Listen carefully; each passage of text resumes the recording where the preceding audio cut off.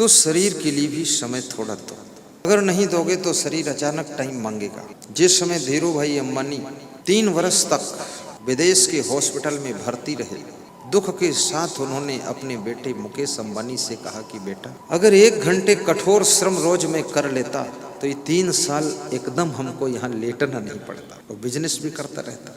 Action के बिना शरीर बीमार होता है, इसलिए इसको एक्टिव करना जरूरी है। और मन के लिए समय निकालिए, प्रवचन सुनिए, अन्यथा मन की बीमारियां तो बहुत भयंकर है। ये जितने हैं काम, क्रोध, लोभ, मोह, ईर्ष्या, द्वेष, अहंकार, घृणा, राग, गुस्सा, योगुण, ये सब मन की बीमारियां। और मन की बीमारियों से बहुत लोग परेशान हैं। किसी का बेटा बड़ा क्रोध करता है, माँ बाप हैरान है। घर में सब ठीक ठाक था, बेटे को गुस्सा बहुत आता।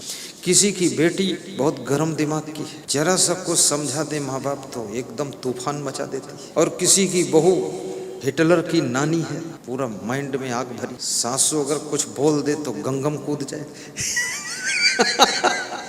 बोलना मुश्किल है। कितनी बहुएं अपनी सासों से हैरान। आज मैं एक घर में पधरौनी गया, वहां बड़ी मजे की बात हुई। उन्होंने कहा, एक महात्मा ने पूछा सत्संग में कि स्वर्ग कितने लोग जाना चाहते, मोक्ष कितने लोग पाना चाहते। बहुत कम लोगों ने मोक्ष में हाथ उठाया और स्वर्ग में भी हाथ नहीं उठाया लोगों, कुछ ही लोगों ने उठाया। तो जिन्होंने नहीं उठाया उनसे महात्मा जी ने पूछा, तुम स्वर्ग भी नहीं जाना चाहते हो? तो 3 बहुएं उठकर खड़ी हुई। उसने कहा, मैं इसलिए नहीं जाना चाहती हूँ कि मेरी सासू हाथ उठा चुकी है और वो स्वर्ग में चली जाएगी तो घर में तो अपने आप ही स्वर्ग हो जाएगा, उसी के कारण यहाँ नरक बना। तो महात्मा भी आश्चर्य में डूब गया कि ऐसी घटना तो कभी सुनी ही नहीं थी। कितनी सासों ने भी घर को नरक बना दिया। कितने माता पिता बेटे बहू को न तो अधिकार देते हैं, न कोई कार्य करते हैं, और ये भी कहते हैं जब तक जिंदा रहूंगा तब तक कौड़ी नहीं दूंगा। कौड़ी लेने के लिए उनकी हत्या करो। वे कौन पाप करे? कौड़ी दोगे नहीं, जन्म दे दिए। अरे उनका हिस्सा उनको दे दो, अपना भी हिस्सा लगा लो। लखीमपुर खीरी जिले में निघासन तहसील में मेरा सत्संग था। बड़ा महान भक्त मिलने आया, उसका नाम था सहज राम वर्मा। यथा नाम तथा गुण। तो हमने कहा, सहज राम क्या करते हो? बोले सब कर चुके, थोड़ा थोड़ा अभी करते हैं। तो हमने कहा, क्या कर चुके? बोले 75 एकड़ जमीन थी, 3 बेटे थे, 25-25 एकड़ दे दिया। 2 बच्चों की शादी हो गई, एक की शादी नहीं हुई, उसके साथ हम मदद करते और हफ्ते में हर बेटे बहू के घर जाकर हम खाते हैं और वहाँ सोते भी हैं। सबके घर एक एक कमरा मेरा है। बैलेंस बहुत सही बनाया। और बोले सबको टाइम देते हैं, सबको मदद। बोल देता हूँ जिसका जो काम हो, मैं क्योंकि मैं बुद्धू नहीं हूँ गुरुदेव, ये मेरे बेटे जितना बुद्धिमान इनसे कम मैं भी नहीं, तो मैं तो इनको काम बताता ही नहीं, मैं इनका करता। और तीनों बेटों को ऐसा ज्ञान दिया हूँ कि बड़ी प्रॉपर्टी लेना हो तो तीनों साथ में ले लेते। तो ऐसा निघासन तहसील के पास जमीन खरीदा है जिसमें कम से कम 500 दुकानें बनेगी। 7 करोड़ की जमीन ले लिया तीनों ने मिलकर। तीनों भाइयों में प्रेम है और मेरे से तो बहुत प्रेम। सब बहुएं देवी रूप है। हमने कहा, तुम बुद्धिमान व्यक्ति हो, समझदार हो, अब तुम अपने बेटे बहुओं को अवसर नहीं दोगे और तुम्हारी मृत्यु 90 साल की उम्र में होगी, तब तक ये बेटे बहू भी 60-70 साल के हो जाएंगे। तो ये बूढ़े हो गए, ये कुछ करने योग्य नहीं रह गए, और तुम कुछ किए नहीं तो मरने योग्य हो गए। अब इनको बुढ़ापे में जब अधिकार दिया तो इनकी बुद्धि, शरीर काम नहीं करता है। तो इन्होंने भी वही पहाड़ा दोहराया। इन्होंने भी अपने बेटे बहू से कहा कि जब तक जिंदा हूं कौड़ी नहीं दूंगा। गुजरात क्यों आगे निकल गया? 18 साल की उम्र में बेटे का विवाह करके नया मकान बनाकर वहां शिफ्ट कर देते हैं और उसके बिजनेस के लिए 10-50 लाख दे करके बिजनेस को रनिंग करके उनको सुपुर्द कर देते हैं। दोनों बेटे बहू अपना काम करते, उन्नति करते हैं। अपने घर को आगे बढ़ाना चाहते हो तो बेटों बहुओं को कुछ काम करने का अवसर भी दो। और यदि आपके माता पिता अवसर नहीं देते हैं तो उनसे आप लड़ाई न करना, संतोष करना, फिर अपना दिमाग लड़ाना कि हम कैसे आगे बढ़े। क्योंकि याद रखना, अभी देश के जो प्रधानमंत्री हैं उनके माता पिता के पास कुछ था ही नहीं जो बंटवारा में मिलता। लेकिन वो बालक दिमाग लड़ा करके आज प्रधानमंत्री बनकर बैठ गया। तो आपके पास तो सब कुछ है, आप प्रधानमंत्री नहीं लेकिन गांव के प्रधान तो बन ही सकते हो, उन्नति कर सकते हो।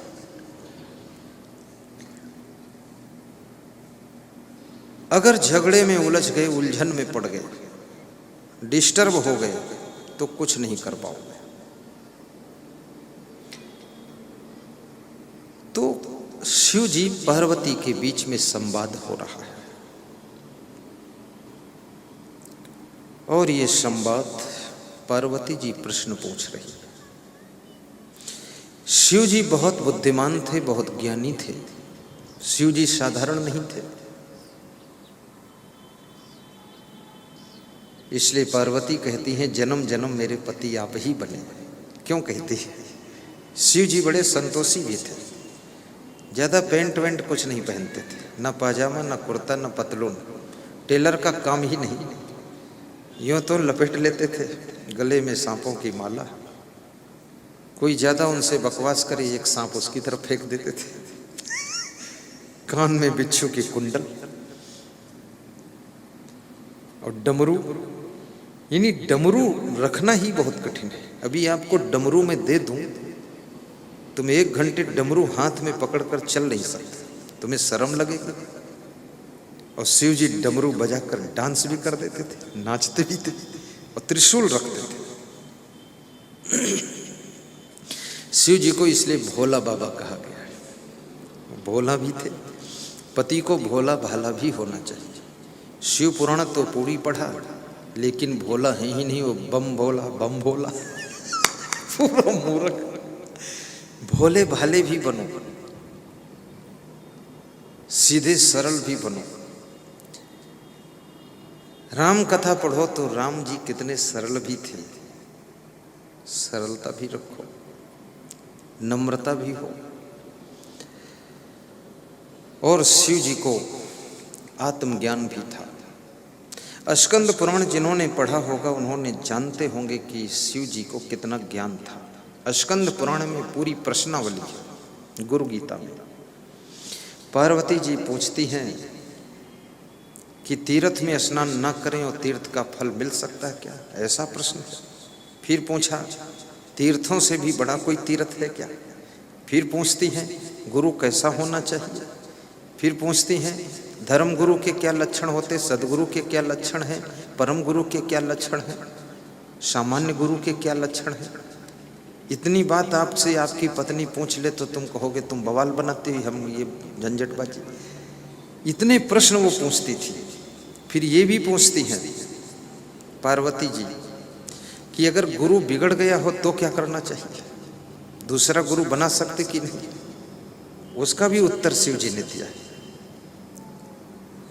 ज्ञानहीनो गुरु त्याज्यो मिथ्यावादी विडंबका सो विश्रांति न जानत पर शांति करोत क्यों। और ये भी बताया है, पार्वती जी ने पूछा है कि काशी में हर समय नहीं जा सकते हैं, लेकिन ऐसा अगर हमारी इच्छा हो जाए कि हमारा घर ही काशी जैसा पवित्र हो जाए तो।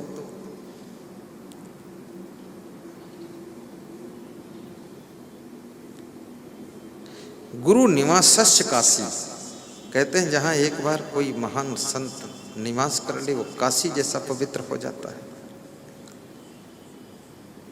ये सारी बातें उन्होंने बताई है। तो ये दैत्य और देवता का अभी वर्णन करूंगा। एक दूसरा प्रश्न और आपके बीच में रखता हूं।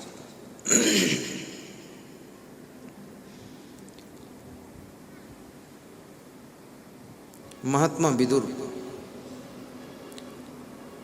से धृतराष्ट्र पूछ रहे हैं। धृतराष्ट्र विदुर के बड़े भाई हैं, ज्येष्ठ भ्राता। पांडु, धृतराष्ट्र और विदुर तीनों सगे भाई हैं। पिता एक है, मां अलग है। व्यास जी के पुत्र हैं, व्यास जी। और विदुर जी बहुत विद्वान हैं। धृतराष्ट्र मोह में डूबे हुए, मोह में अंधे हैं। पांडु बहुत रोगी है, इसलिए वे जल्दी मर गए। शरीर में रोग लग जाए तो ये शरीर ज्यादा दिन नहीं चलेगा, और मन में रोग लग जाए तो मनुष्य को शांति नहीं मिलेगी। तो पूछते हैं कि वे कौन से लोग हैं संसार में जो लोग सदैव दुखी रहते हैं, उनको सुख नहीं मिलता बेचारों को, उनके क्या कारण होते, क्या लक्षण होते, बहुत दुखी रहते। विदुर जी कहते हैं, राजन 6 प्रकार के लोग हमेशा दुखी रहा करते। ईर्षु घृणी न संतुष्टा क्रोधनो नित्य संकिता पर भाग्योपि जीवी चा खड़ेते नित्य दुखिता। जो लोग दूसरों से ईर्ष्या करते वे हमेशा दुखी रहते। और ईर्ष्या एक ऐसी बीमारी है, यदि ज्ञान और विवेक न हो तो अंदर अंदर जलाती रहे। दूसरों की उन्नति तुम्हारा दुख बन जाती है, दूसरों का विकास तुम्हारा दुख बन जाती है, और दूसरों की उपलब्धियां आपको पीड़ा देने लग जाती। भवानी मंडी राजस्थान में प्रवचन था। भवानी मंडी आधी राजस्थान में है, आधी मध्य प्रदेश में। भवानी मंडी भैंसोदा मंडी, वहाँ बहुत बार हमने प्रवचन किया। नगर पालिका अध्यक्ष प्रवचन के आयोजक मंडल में थे, तो जब अध्यक्ष थे तब उन्होंने प्रवचन कराने की मांग किया था, और जब प्रवचन का टाइम मैंने दिया तो अध्यक्ष दूसरा हो चुका था, रामलाल गुर्जर बन गए थे, हमारे सभी प्रेमी थे। तो उनको रजोरा साहब कहते थे, रजोरा साहब। तो वो क्या बोलता है कि पहले मैं अध्यक्ष था, अब ये हमारे बड़े भाई साहब अध्यक्ष है, रामलाल गुर्जर साहब। तो ये भाई साहब पहले माला पहनाएंगे आपको, हम बाद को पहनाएंगे, हम छोटे हैं इनसे। और मंच पर माइक लेकर के उनकी वो प्रशंसा कर रहा था। तो हमने कहा, रजौरा तुमको ईर्ष्या नहीं कि हम अध्यक्ष पद से हट गए और ये आ गए? बोले, गुरुदेव बड़ी खुशी है, इस दुनिया में हमेशा कोई कहीं रहता ही नहीं है, हटना तो था ही, 5 साल बाद हटते तो पहले हट गए तो आपकी भक्ति में डट गए, कोई बात नहीं। और ये भी आपके भक्त हैं, गुरु भाई हैं, ठीक है, हम दोनों मिल के प्रोग्राम में लगे। बोले, सबसे पहले इनको बधाई देने हम ही गए थे, ये जीत गए, बधाई दे दिया, फोन भी लगा था। ईर्ष्या नहीं है, द्वेष नहीं। बोले, इसलिए गुरुदेव ना हम इनको डरते हैं, ना ये हमको डरते हैं, दोनों गले मिल लेते हैं। जहाँ पर विवेक जागृत हो जाता है, मनुष्य दूसरे की उन्नति में धन्यवाद देने लगता है, दूसरों को सुखी देख हो करके खुश होने लग जाता है, और ये भी कहता है कि भगवान हमको जो दुख दिया तो दिया, कोई बात नहीं है, लेकिन अड़ोस पड़ोस वालों को तूने सुखी कर रखा है, कभी तेरी लिस्ट में मेरा भी नंबर आ जाएगा, मैं भी सुखी हो जाऊंगा, क्योंकि सुख बांट ही रहा है, सब सुखी हैं आसपास के लोग, अब मेरा नंबर भी आने वाला है, ऐसा सोचता है। और जो धनवान की निंदा करता है वो धनहीन हो जाता है, जो ज्ञानी की निंदा करता है वो अज्ञानी ही बना रहता है, जो सम्माननीय व्यक्तियों की निंदा करता है वो उसका सम्मान समाप्त हो जाता है। इसलिए याद रखना, जहाँ जहाँ गुण दिखाई दे वहाँ वहाँ थोड़ी प्रशंसा भी करने की आदत बनाइए, धन्यवाद दीजिए, और जहाँ जहाँ कमी दिखाई दे वहाँ वहाँ सुधार करने की कोशिश कीजिए, लेकिन गम भी खा लीजिए, क्योंकि सारी कमियां भगवान भी दूर नहीं कर पाए संसार की, तुम क्या दूर करोगे? कुछ न कुछ कमियां तो मनुष्य में रहती हैं, पशुओं में भी रहती हैं, और जो मनुष्य अपनी कमियों को दूर करने की साधना में लगा हुआ है वो मानव नहीं है, वो महामानव होता है, वही धरती को धन्य बनाने के लिए अवतार लिया होता है। ऐसे लोग जिसके घर में आ जाते हैं, बहू बनकर, पत्नी बनकर, बेटा बनकर, बेटी बनकर, वह घर भी धन्य हो जाता है। एकेन अपि सुवृक्षेण पुष्पितेन सुगंधिना वासितम स्याद वनम सर्वम सुपुत्रेण कुलम यथा एकोपि गुणवान पुत्रो निर्गुणैश्च सतैवरः एकश्चंद्रस्तमोहन्ति न च तारा सहस्रशः। खुशबूदार फूलों से लदा हुआ एक वृक्ष भी छोटे जंगल को खुशबूदार बना देता है, और हजारों लगे हुए पेड़ बिना फूल के, बिना खुशबू के, वे अपने आसपास में भी सुगंधित वातावरण नहीं बना पाते हैं। ऐसे एकेन अपि सुपुत्रेण, एक गुणवान पुत्र अगर आपके घर में जन्म ले लिया है, वो पूरे घर के दुख के अंधेरे को मिटा देता है और सुख का प्रकाश फैला देता है। राजा सगर के 60,000 पुत्र थे, वो सब एक ही मॉडल के थे, समझ किसी के पास नहीं। ऋषि को मरे हुए सांप की माला पहना देते हैं, कपिल मुनि के गले में सांप की लाश की माला ठंडी ठंडी जब बदन को स्पर्श करती है, कपिल मुनि का मन ध्यान में डूबा हुआ था, आंख खुल जाती है कि ये गले में क्या चीज आ गई है। अब किसी संत ऋषि मुनि को फूलों की माला पहनाना चाहिए, लेकिन वो मरे सांप की माला पहना दी। जिनके पास में विवेक विचार नहीं है, वे बिना काम के काम करते रहते हैं, बिना बात की बात करते रहते हैं और स्थितियों को विषम परिस्थिति में बदलते रहते हैं। जब ऋषि की आंख खुली तो कपिल मुनि ने ऐसा श्राप दिया, वो 60,000 राख हो गए। जन्म लेने में टाइम लगा होगा, बड़े होने में टाइम लगा होगा, लेकिन राख होने में टाइम नहीं लगा। उन्नति करने में टाइम लगता है, विकास करने में टाइम लगता है, फैक्ट्री खोलने चलाने में, प्रगति पर पहुंचाने में टाइम लग जाता है, लेकिन ये सारे काम बिगाड़ने में, याद रखना, टाइम नहीं लगता है। सारा खेल, तुम परिवार के 10 लोग मिल करके किसी कार्य को उठाते हो, एक व्यक्ति भी आपकी फैमिली में कंडौर पैदा हो गया। कंडौर जानते हो? जो कंडा भैंस के गोबर के रखे जाते हैं, वो घिस घिस कर जो पाउडर जैसा हो जाता है, वो कंडौर होता है। ऐसा कोई कंडौर पैदा हो गया, सारा बर्बाद कर देता है।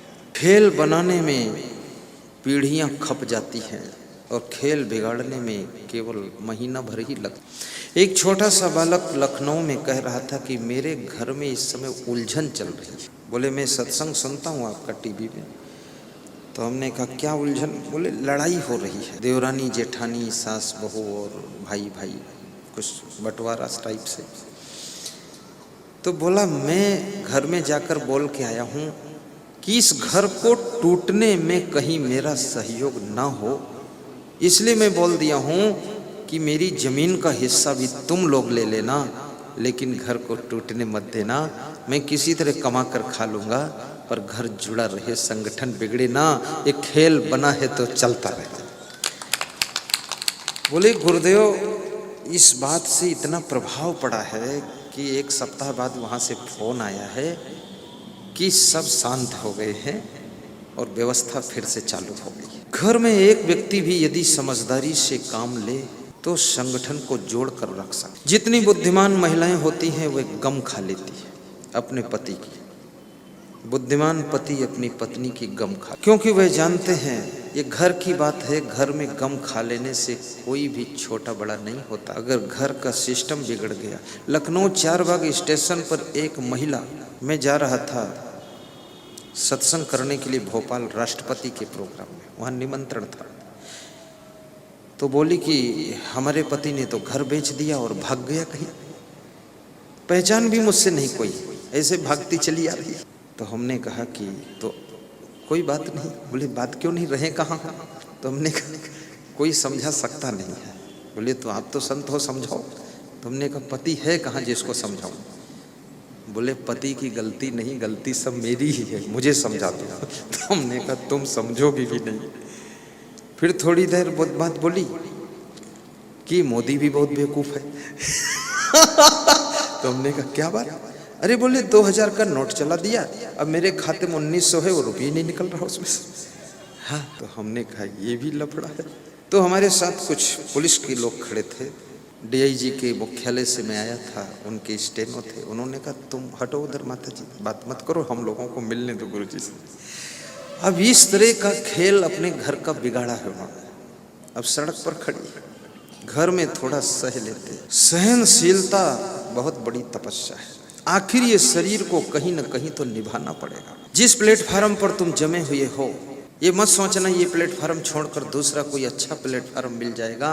जहाँ जाओ सब उसी तरह के इंसान हैं, उसी तरह के नर नारी हैं, सारा हाल वही है। ससुराल में ही बेहाल है और घर में भी फिलहाल वही काम है सब। इसलिए अपने घर को संभाल करके और उस सिस्टम को बिगड़ने न दो, और गम खा करके आप अपनी मर्यादा को बनाकर रखो। गुस्सा करके भी क्या मिलेगा, ईर्ष्या करके क्या मिला है किसी को? तो विदुर जी कहते हैं ईर्ष्या के बजाय प्रेम कीजिए, शुभ कामना कीजिए, एक आदमी ने बहुत अच्छा मकान बनाया और उस मकान का उद्घाटन किया, सबको बुलाया तो सब खुश थे, धन्यवाद दे रहे थे, शुभकामना कर रहे थे कि भैया आपने बड़ा अच्छा मकान बनाया, अच्छे आर्किटेक्ट से नक्शा लिया। सब चर्चा कर रहे थे। एक आदमी बड़ा उदास निराश बैठा था। मकान मालिक ने पूछा कि आप क्यों उदास हो? बोले ये मकान जमीन पर नहीं खड़ा है, मेरी छाती पर खड़ा है, मुझे दुख हो रहा है, इतना अच्छा बना क्यों? तो उसने कहा आप बनाइए तो आपको 5 लाख का सहयोग दूंगा, मैं अमेरिका में बिजनेस मेरा है, 5 लाख दे दूंगा, बनाओ। बोले सारी जिंदगी तो क्रोध में, एनर्जी सब ईर्ष्या द्वेष में, गुस्सा में ही खत्म हो जाती है, विकास करने के लिए एनर्जी बचती ही नहीं। ईर्ष्यु घृणी, और जिनके मन में घृणा भरी हुई, करुणा नहीं है घृणा, वे लोग सुख नहीं पाते, शांति नहीं। जो दयनीय दशा में है उन पर भी करुणा करो, और न संतुष्टा, और जिस कंडीशन में है उसमें जिनको संतुष्टि नहीं है। कभी कभी ये सोचा करो कि मेरे पास बहुत कुछ है, कितने लोगों के पास तो इतना भी नहीं। अपने आप को भी धन्यवाद दिया करो, बहुत कुछ है, बड़ा आनंद है। दुनिया को देखते हुए मेरी फैमिली भी ठीक है और कोई कमी नहीं। चिड़ियाँ घोंसलों में गुजारा करती हैं, फिर भी हौसले बुलंद रहते। सवेरे टाइम पर उठकर पेट की व्यवस्था के लिए उड़ जाती है। हमारे पास तो इतना बड़ा मकान है और हमारे पास में गाड़ियाँ भी हैं, साड़ियाँ भी हैं, लाड़ियाँ भी हैं, क्या कमी है हमारे पास? ऐसा सोच करके मन को गदगद भी किया। हैरान मत रहा करो। गाड़ी में जब बैठकर चला करो तो कभी कभी साइकिल वालों को भी देखा करो, साइकिल पर जो लोग जाते, फिर अपने आप पर गर्व किया करो कि इससे बहुत बेहतर मैं हूँ, और प्रेम के सागर भी बनो। कहते हैं जिसके पास में प्रेम है वह व्यक्ति अपने आप में सुखी रहे। पोथी पढ़ पढ़ जगमुआ पंडित हुआ, न कोई 2.5 अक्षर प्रेम का पढ़े सो पंडित हुआ। और प्रेम का सबसे बड़ा शत्रु मनुष्य के अंदर अगर सहनशीलता कम है, यदि मनुष्य के अंदर आलस्य है, आलस्य भी घर के प्रेम को नष्ट करता है, इसलिए आलसी भी मत बनना, कर्म योगी बनो। कृष्ण भगवान गौएं चराते थे, ईसा मसीह लकड़ी के फर्नीचर बनाते थे, कबीर कपड़े बुन लेते थे। आप कपड़ा फैक्ट्री खोलो, रजनी गुप्ता की तरह ज़्यादा कपड़ा बुनो, हैंडलूम नहीं पावरलूम मशीनें चला दो, पूरे जिले को कपड़ा पहना दो, प्रदेश को पहना दो, बड़े लेवल पर। नर हो न निराश करो मन को, कुछ काम करो, कुछ काम करो, जग में रहकर कुछ नाम करो। उद्योग जगत में यदि काम करो तो इतना काम करो, काम की हद कर दो कि उद्योग जगत में भी अपना नाम कर दो।